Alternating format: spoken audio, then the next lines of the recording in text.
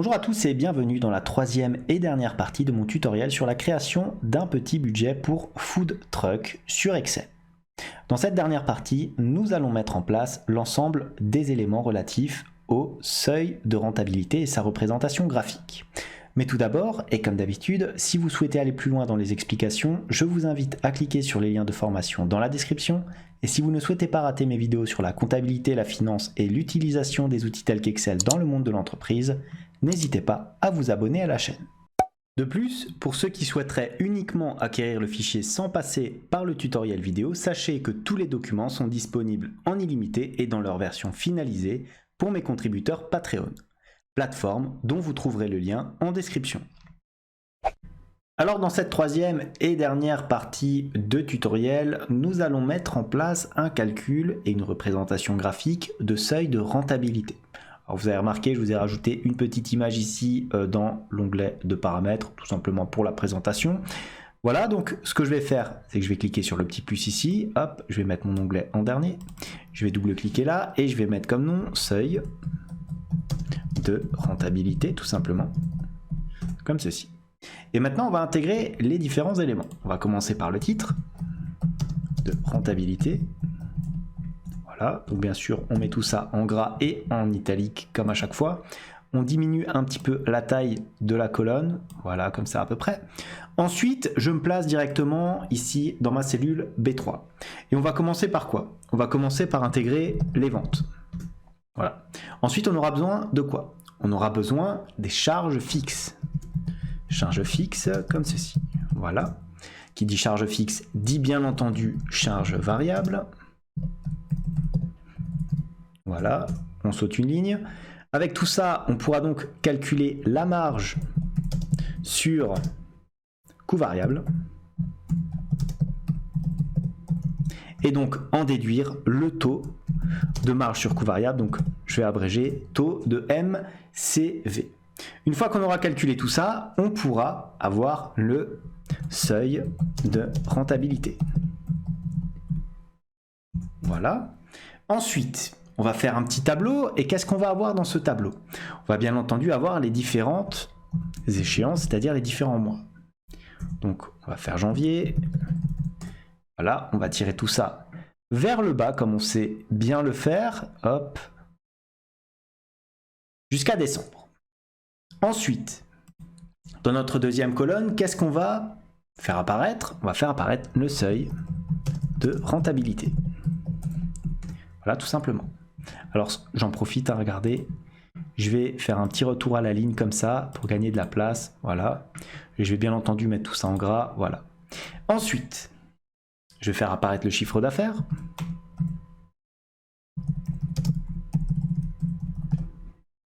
Voilà.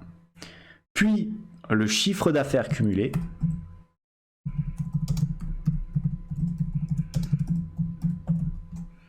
Comme ceci. Hop. Ensuite, les charges variables.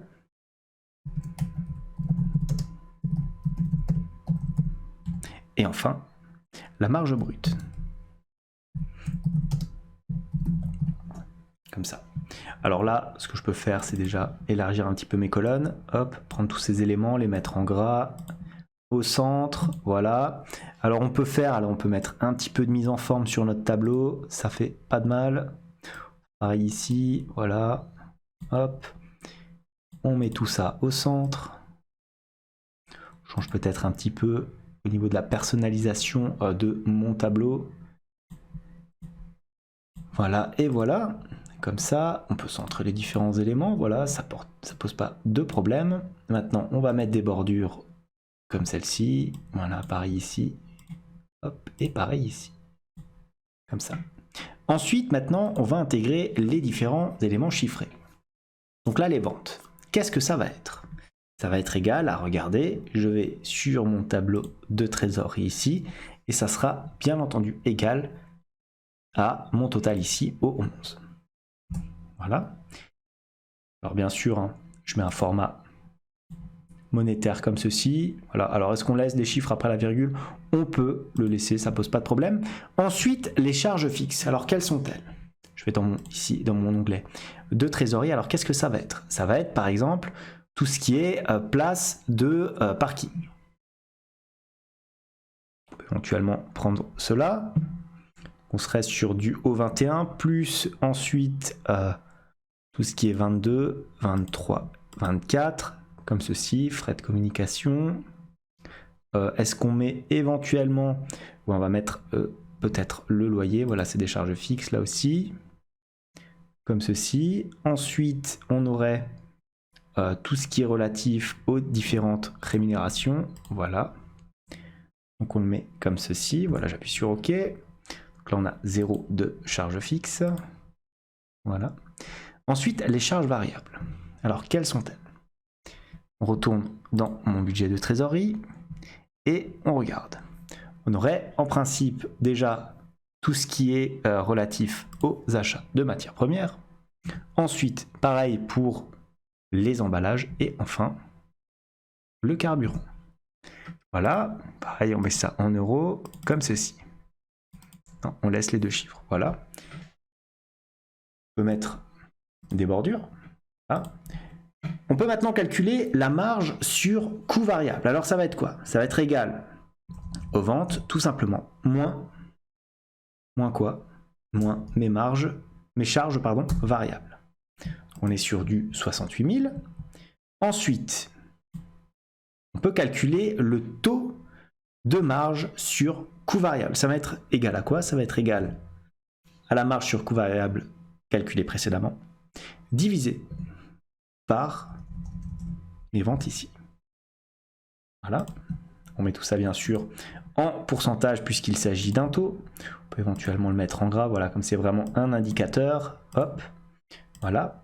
Et maintenant, on a alors notre seuil de rentabilité qui sera égal à quoi? Qui sera égal à ma cellule ici, donc mes charges fixes divisé par quoi? Divisé par mon taux ici de marge sur coût variable.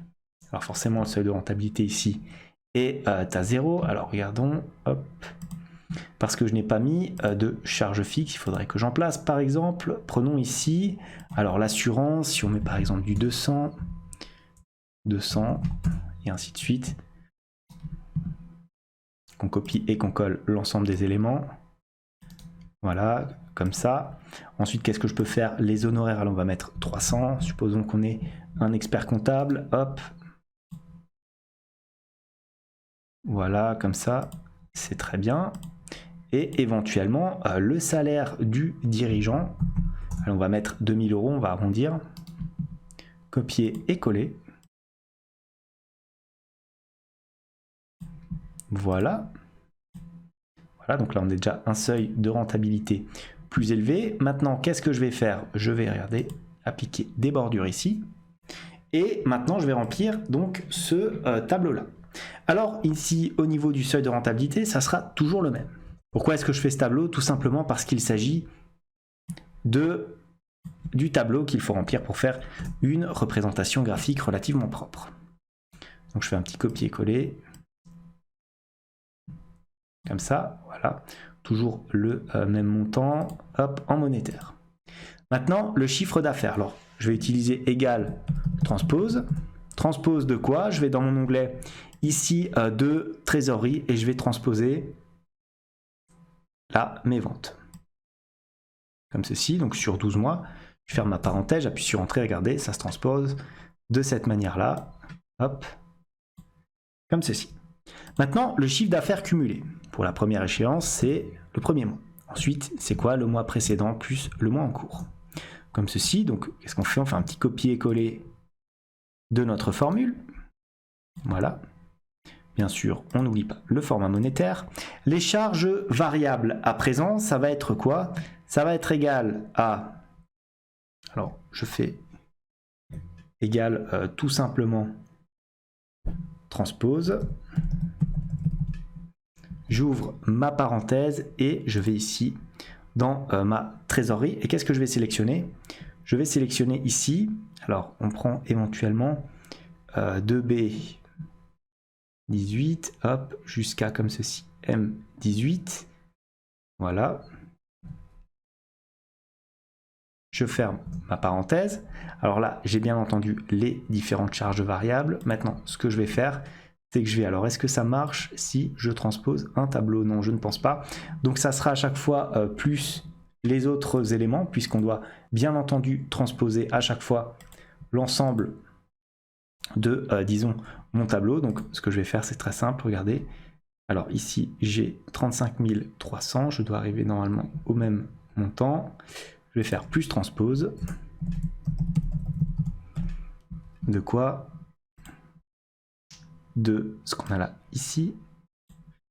Voilà. Plus transpose. Alors, on va déjà regarder si ça fonctionne comme ça. Voilà, donc on en rajoute encore un. Laisse-moi aller ici. Voilà. Plus transpose. J'ouvre ma parenthèse et je sélectionne la dernière ligne ici de carburant. Je ferme la parenthèse, j'appuie sur Entrée. Voilà, donc on a l'ensemble de nos éléments. Maintenant, la marge brute, qui va être égale à quoi? Qui va être égale ici, alors si je ne me trompe pas, au chiffre d'affaires normalement, moins les charges ici variables, comme ceci. Donc copier et coller notre formule. Voilà, comme ceci. N'oublie pas de mettre un format monétaire comme on a l'habitude de le faire. Voilà, donc on a ces différents éléments-là. Ce que je peux éventuellement faire déjà, hein, c'est enlever aussi le quadrillage comme ceci. Et maintenant, nous avons tous les éléments pour tracer notre graphique. Alors on y va. Je vais aller dans Insertion. Alors regardez ce que je vais faire. Hop, Insertion classique, hein, un graphique relativement normal. Et on va prendre quoi? On va prendre un graphique en courbe. Voilà, donc très simple, très basique. On prend le premier. Donc là, normalement, il n'y a rien, c'est normal. Il faut qu'on y intègre les données. Donc on va sélectionner les données. Qu'est-ce qu'on va prendre? Alors, on va prendre une première série. Nom de la série, on va l'appeler, par exemple... on va l'appeler, comment est-ce qu'on peut l'appeler? On peut l'appeler seuil de rentabilité. Rentabilité, voilà. Comme ceci. Valeur de la série. Alors les valeurs, ça va être celle-ci. C'est toujours la même, c'est normal parce que je veux tracer deux courbes. Voilà. Donc ça, c'est le seuil qu'il ne faudra pas, hop, qu'il faudra dépasser. Ensuite, je vais ajouter une autre courbe. Nom de la série, ça va être tout simplement chiffre d'affaires.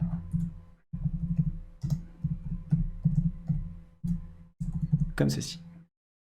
Et la valeur de la série, ça sera bien entendu, cette fois-ci, notre chiffre d'affaires cumulé. Attention, l'erreur qu'on fait souvent, c'est de prendre le chiffre d'affaires ici. Mais non, c'est le chiffre d'affaires cumulé qu'il vous faut pour faire une représentation graphique de votre seuil de rentabilité. Comme ceci. On appuie sur OK. Voilà. Ensuite, alors qu'est-ce qu'on fait? On va modifier ici, hop, plage d'étiquette des axes, on va prendre quoi? On va prendre les mois, hop, voilà, plutôt que d'avoir 1, 2, 3, comme ceci, et on appuie éventuellement sur OK, voilà. Donc on a deux éléments, et on voit que le seuil de rentabilité est en principe atteint à partir ici du mois de mai. Donc ensuite, qu'est-ce que je vais faire? Regardez, hop, je vais tout simplement me placer ici. Je vais agrandir un petit peu mon graphique, voilà, très simplement. Comme ceci, on n'a pas besoin de faire dans le détail. Alors, je vais peut-être même un petit peu le remonter. Voilà, comme ça, pour pas trop l'écraser. Ensuite, ce que je peux faire, c'est que je peux, alors, éventuellement, changer un petit peu ici. La couleur, ce que je vais faire, c'est que je vais mettre du vert. Puisque bon, c'est quand même ce qu'il y a de positif, hein. Augmente un petit peu la taille de ma courbe. Ensuite, là, je vais mettre du rouge. C'est le seuil de rentabilité. C'est bien de mettre une certaine petite séparation. Voilà, donc comme ça, regardez, vous avez votre chiffre d'affaires, votre seuil de rentabilité. Qu'est-ce qu'on peut éventuellement faire? Alors, je peux peut-être changer la disposition pour faire apparaître la légende. Alors, comment est-ce qu'on peut la mettre? Non, comme ça, il y en a trop. Si je le mets comme ça me paraît relativement propre. Hop, titre du graphique, alors qu'est-ce qu'on peut mettre? On peut mettre éventuellement représentation graphique, voilà. Vous comprenez naturellement que c'est la représentation graphique du seuil de rentabilité. Je pense que je n'ai pas besoin de le préciser. Je vais dans accueil, je mets tout ça en gras, voilà, comme ça fait un petit peu ressortir les différents éléments. Alors maintenant, ce que je peux faire, c'est éventuellement faire un clic droit, le contour. On va prendre un contour noir classique. Au niveau de l'épaisseur, alors qu'est-ce que je peux mettre? Je peux mettre voilà, un trait comme ça, tout simplement. On ne s'embête pas. Et voilà donc notre petit onglet avec notre seuil de rentabilité. C'était tout pour cette troisième partie. Et nous en avons donc terminé avec ce tutoriel de budget pour un food truck. Si toutes ces vidéos vous ont plu, n'hésitez pas à les liker, à les commenter, à vous abonner à la chaîne si ça n'est pas encore fait. En tout cas, moi je vous dis merci et à bientôt pour un nouveau tutoriel.